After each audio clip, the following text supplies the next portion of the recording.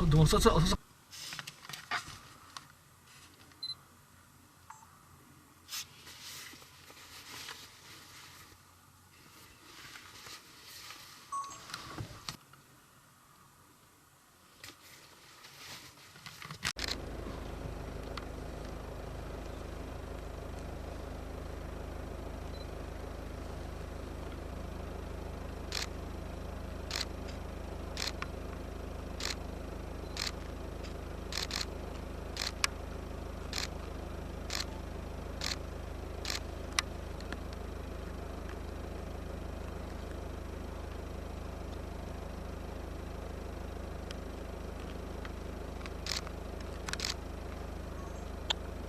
Hayvan iyice gitti işte bak. Hiç kaçtı.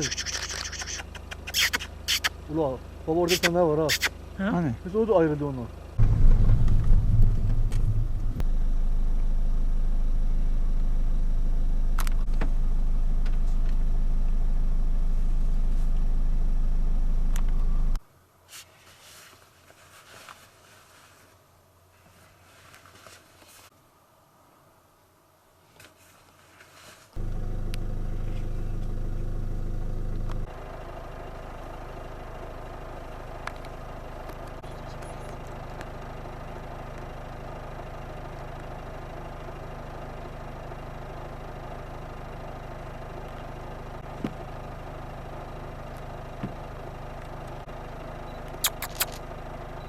Karışma.